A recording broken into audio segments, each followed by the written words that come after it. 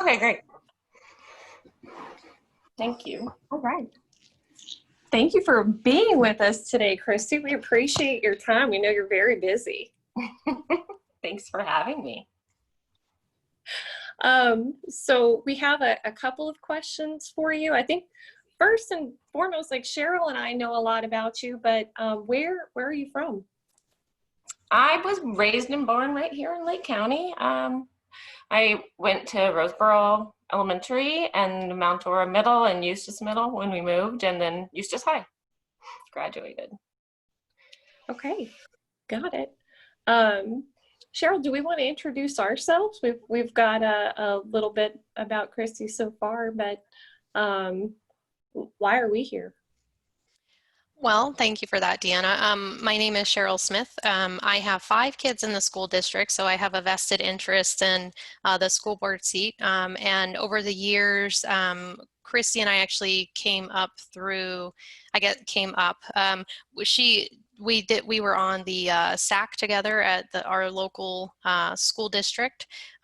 We were both on PTO together and helped with a little bit with the recess rallies. That's really where Kristi and I kind of became friends, and her just overall responding to issues within the district with my kids and just reaching out when there were issues that needed to, that I didn't know where else to go. So she kind of pointed me in the right direction. So that is why I am here today, to help support Kristi in her rerun for school board. Got it. And I would say my story with Kristi is very similar. We were just some moms realizing that our kids weren't getting recess. And I remember pretty much from day one of meeting Kristi, realizing like, okay, we've kind of got a leader who had really great ideas of, we all knew what we wanted, but really had no idea about how to accomplish it. So kind of having somebody step in and say, okay, here's some steps that we could take to get our voices heard, was phenomenal, and it worked, which is the amazing thing. So having Kristi on the school board has been wonderful. Oh, we have somebody joining us. I don't know who Rosemary is. Oh, hi, Rosemary. Well, okay. Maybe she's getting her stuff up. Okay. I think we can run through questions and then take questions from participants at the end too. Okay. So Kristi, your education is mostly in science. Can you tell us a little bit about that, and then kind of how you shifted into politics from there? Sure. I have a doctorate in chemistry, biochemistry from Georgia Tech. That's one doctorate in a mixed field. I have a bachelor's in biology and science. I have actually 2 bachelors, a double major in biology and science. And yeah, I was planning on going the sort of typical science route in industry. So, sorry, Cheryl? Oh, so I got my PhD at Georgia Tech, and then I ended up working at DuPont Industrial Sciences out in Silicon Valley, and I worked on chemical warfare agents, decomposing those, working on enzymes that broke those down for the military, and I worked with the military on that.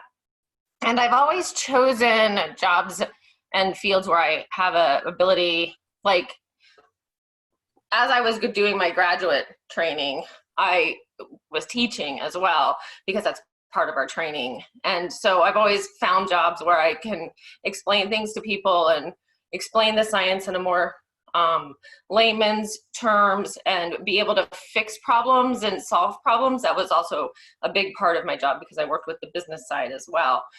So we had to have solutions that did work for industry. And so when we ended up, I had my twins and we moved back to be closer to family. And when my son started school, we came from a school that had 3 recesses to a school that had none. And I knew that was like, he was 6. That's way beyond developmentally. That's not appropriate for that age. And so we knew it needed to be fixed, and we thought we could fix it just at like the SAC level, but we ended up moving to the point where Lake County got a full recess mandate, and then we grouped up with other people all around the state, and we worked for 2 years, and we actually got a full recess law for the state of Florida. And that sort of launched me into the politics of everything, because I got to learn a lot about Tallahassee and all of those, all the intricacies and how laws are made. And it was really interesting. It was very good. And that really piqued my interest in doing more with education. And also my whole family is in education. My sister's becoming a teacher. My mom's a 40-year teacher. My dad was a teacher. Aunts, uncles, cousins, everything. Everybody's teachers. Got it.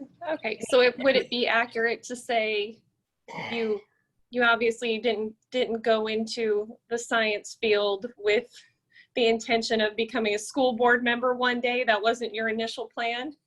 No, not at all. No, I expected I would just continue with science. Okay. So you saw a problem and then saw your role on the school board as the way to kind of have the most impact on the problems in our school system. I like it. I'm the type of person who likes to fix things. I like to solve problems and fix things. Got it. Okay. Okay, here's a good one. What accomplishments are you most proud of during your time on the school board? So when I first joined the school board, it was really important to me that we get a lobbyist. And so right after we hired the superintendent, we hired a lobbyist. Almost before Christmas. It was very fast. And they had been working for our district now for 3 years. And the second year that they worked for us, I was able to go to Tallahassee, and I was able to pitch to the legislators. I brought up a little pitch sheet and, explained to them what the Leesburg Construction Academy is all about. And said, we want this beautiful construction academy. We have the building, but we need money for all the supplies, all the saws and all of those things. And they said, okay. And they gave us $900,000 to launch this academy. And in the first year, the construction academy was making and selling like small shacks for your backyard and picnic tables. And this year, they just finished building a house with Habitat for Humanity. The city of Leesburg donated the land, and we donated labor through the academy, and they built this house. And now there's a wonderful family living in this house. And I am looking forward to future development of this project. And the state was so pleased with our results.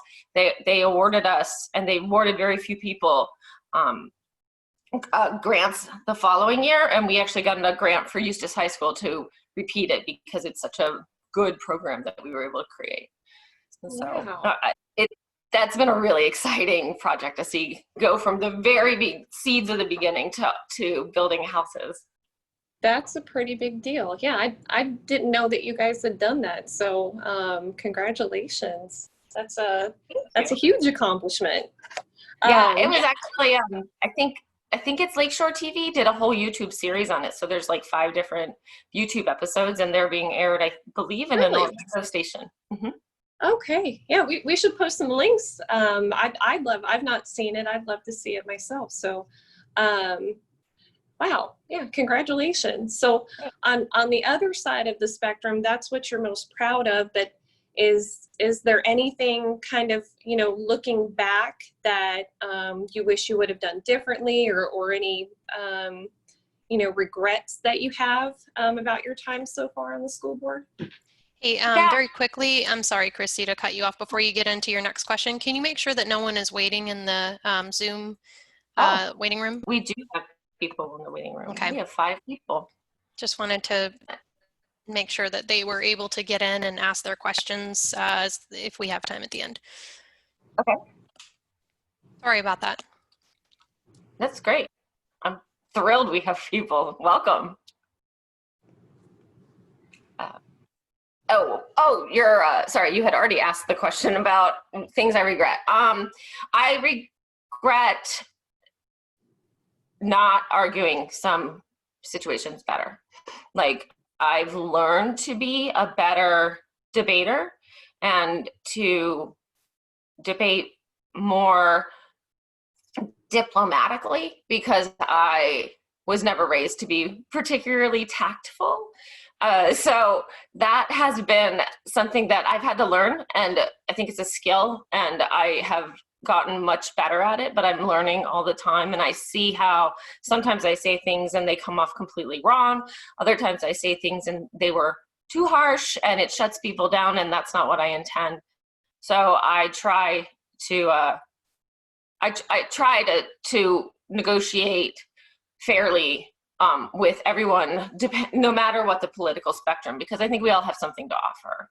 And I think different ideas are really important, and it's important to have a collegial, like, everyone can talk, everyone can say their opinions, and then we'll land on something.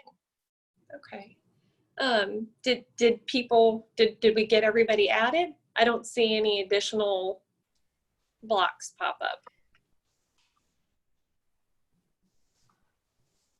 I don't see anybody added. We have 10 participants. And Okay. Did you let them into the meeting? right, I will do it right now. Sorry, I did not make myself co-host, so that's my fault. This is the first time I've co-hosted a meeting. We usually do the board meetings, and Emily, the vice. No, so this time you're responsible, so it is very different. And so, Hey, Vin.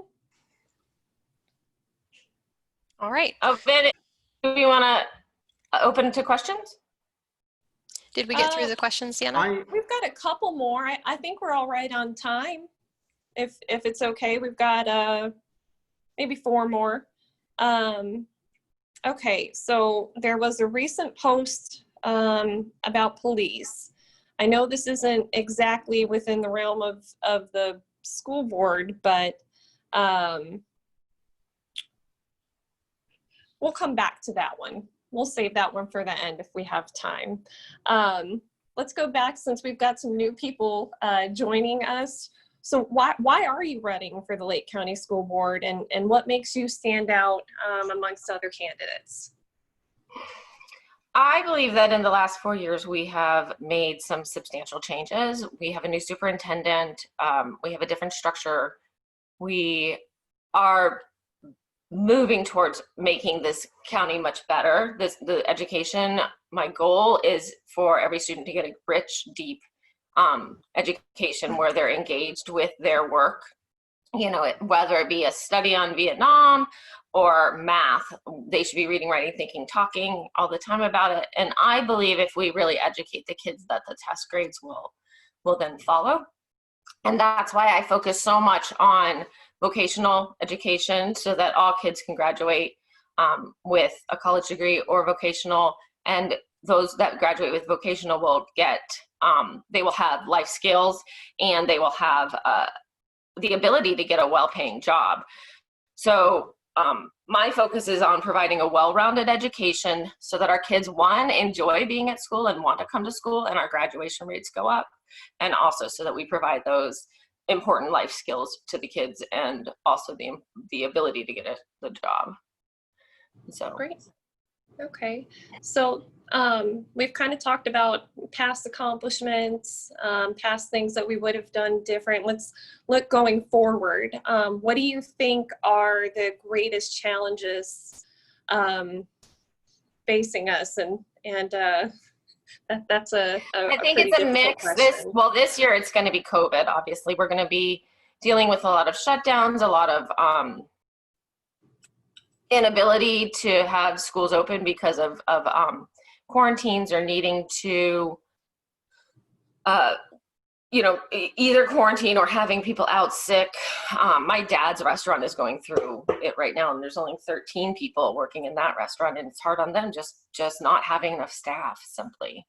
So it's going to be a really hard year. And then our other biggest issue is financing, and that's something that I really think we have to focus on, because fundamentally we have to pay our staff.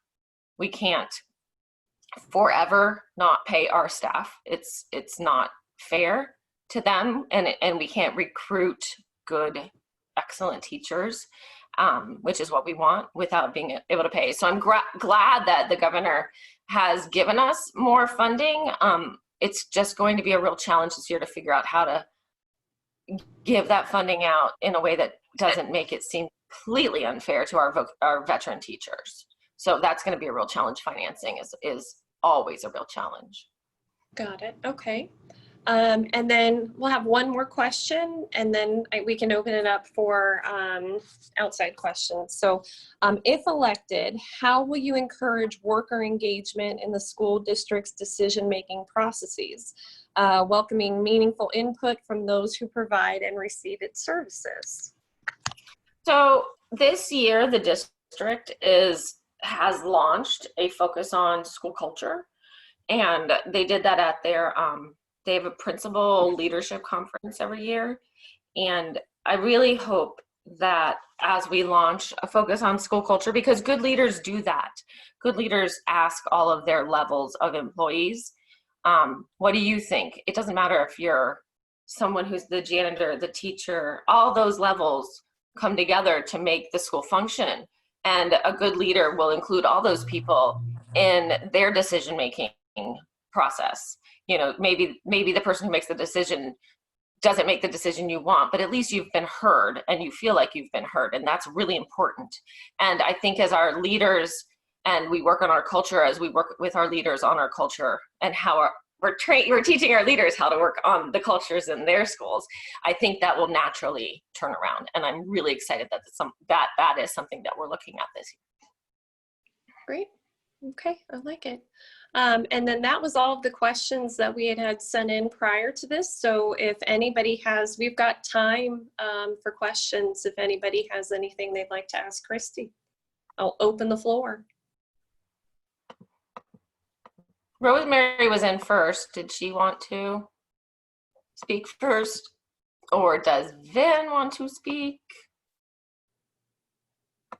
There was a question in the comments in the chat in regards to an update on the letter that was sent to the governor asking to restore local control of schools. Yes, we don't have a local update yet. I'm waiting on that. There was an update on the Orange County letter. Orange County was rejected. They weren't rejected. They were told it's unnecessary. So Scott Maxwell did a really good piece in the Orlando Sentinel. If you're curious on what's going on, basically the governor created a executive order that verbally gives him an out, but the out doesn't actually exist. There's no human that can fulfill that role from what we can gather.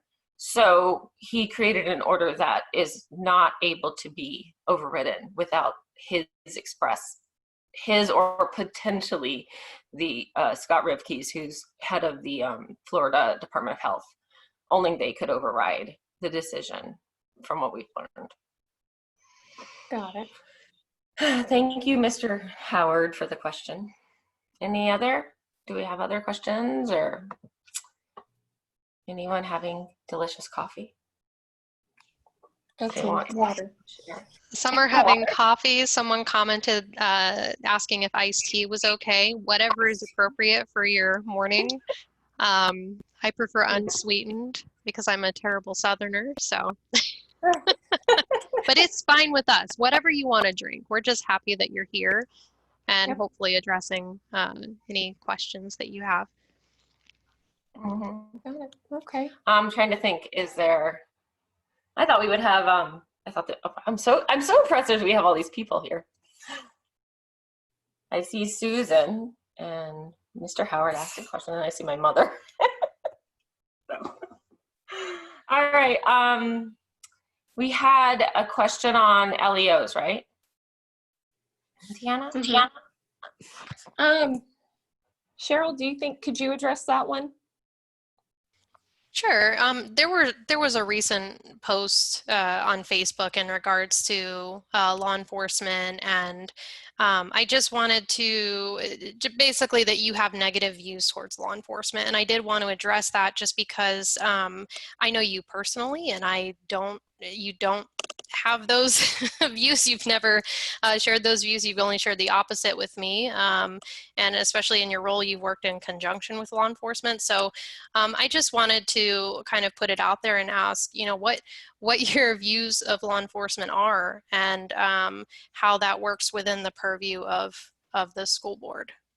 Right. So I'm a fan of law enforcement. I have worked closely with them. We always worked with law enforcement who would come by the restaurant when I used to work there as a teen. I've never had a problem with law enforcement. My best friend became a law enforcement officer in Eustis, actually, from when I was in high school.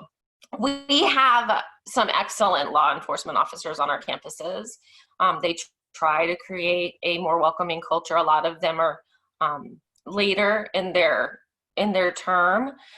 We had one really excellent man that prevented a shooting at Eustis High School in 2018, Officer Tyler, and we were able to recognize him, and I was really proud that we were able to do that. And what happened was there was an argument between two young men in the office with the principal, and a woman got really angry, a woman I think she was a cousin, and she got really angry, and she went out in the parking lot, and the school resource officer happened to see her walking out in anger and followed her. And when she reached into her car, he arrested her because she pulled out a gun and was bringing a gun onto campus. So thank God he was there. And it was a wonderful thing that we were able to at least acknowledge him. So I got to meet him and shake his hand and everything. And yeah, I 100% work with our law enforcement, have never had any trouble. And Peyton's great. We work with the sheriff all the time, Sheriff Cornell. So no, I don't have any trouble with law. And I believe in law and order and all of the normal, law enforcement stuff. Got it. Thank you for clarifying, Kristi. You're welcome. I think, is there anything, I mean, we covered some pretty broad topics there. Is there anything more specific that we should know, or? Well, hold on. There is a question from Facebook, Kristi, if you don't mind. What do you see as the next steps to increase funding for Lake County schools? You kind of addressed some of that earlier on, but maybe you could go into more detail. Well, we did have a local millage that was really helpful. We have been working really hard to only use pay-as-you-go for our financing. If you're asking how I think they're going to fund, I'm not sure exactly. That's one of the things I really want to work with the legislature on. I think they do recognize that we have really, I think with the pandemic, that it's been made very clear that schools are incredibly important, teachers are incredibly important, and that they teach our children, and we need our children to be educated. And I think we've seen the value of our public schools. And I think the goal will be to work with the legislature, because we're creating a system right now where we have public-private. We're funding both public and private, similarly to the way we fund public and private at the college level. So we have UF, but we also have the private schools. And so I think ultimately the funding will end up following the child. And so therefore it's going to be really important that we focus on making sure that Lake County Schools is the very best that we can be, so that we're like the UF or the FSU of Florida. And it's going to be really important that we're part of the conversation of how do you fund both, how do you fund this private public situation in a way that is sustainable and can be maintained, so that we have good education for all the kids in Florida. Got it. I like it. Hey, Kristi, I have a question. Would you be willing to do this again? Oh, absolutely. Okay.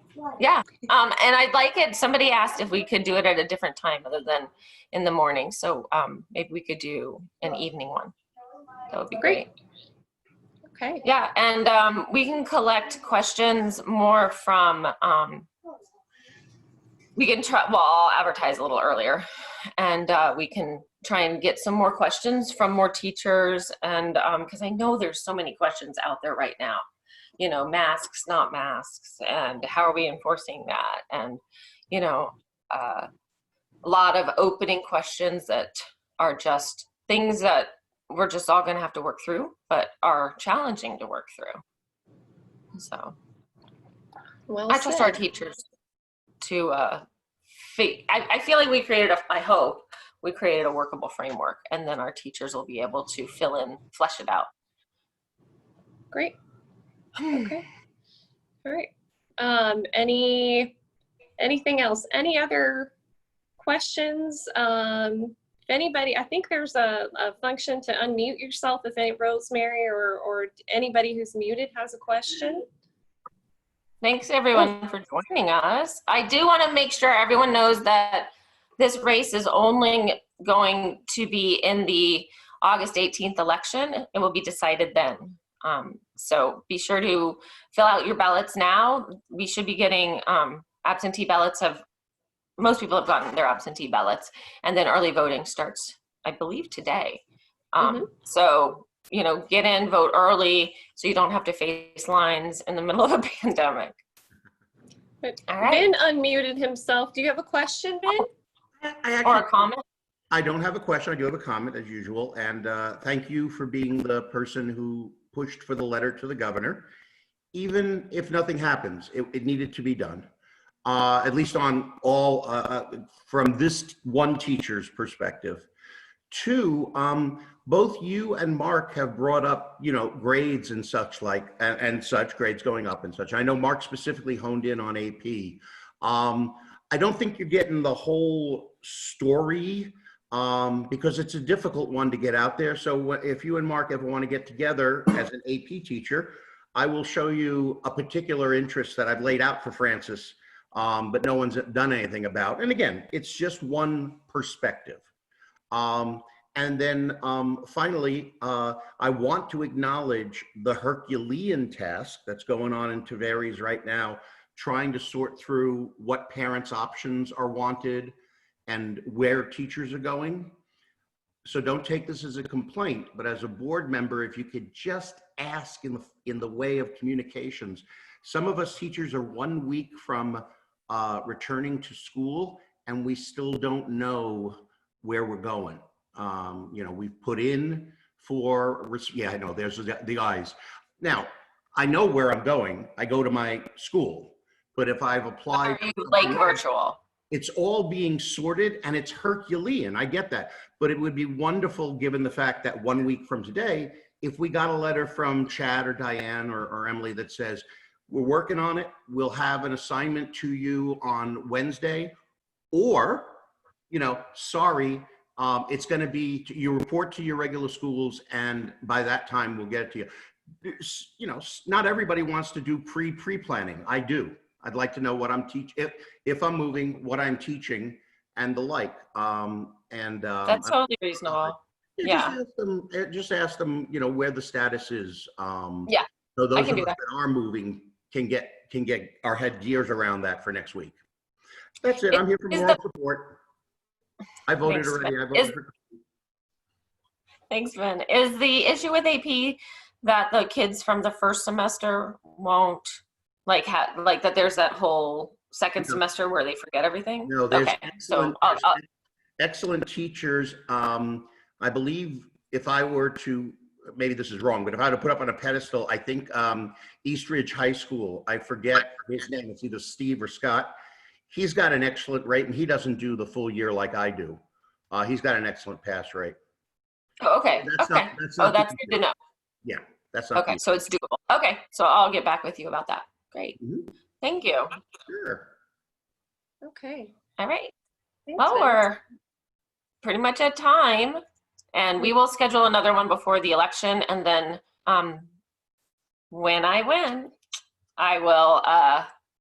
Well, I would like to schedule these maybe monthly, because I love that Mark does it on the south end, and I've been wanting to do something on the north end for quite some time. So this is something we could do for everybody. All right. Kristi. And I would say if anybody sees this and has questions, feel free, send them to Kristi, send them to her page, send them wherever, put them on this post, and we'll make sure that we get them to her. All right. Thank you, everybody. Remember to vote on the 18th. Thank you. Got it. Bye. Bye. Stop.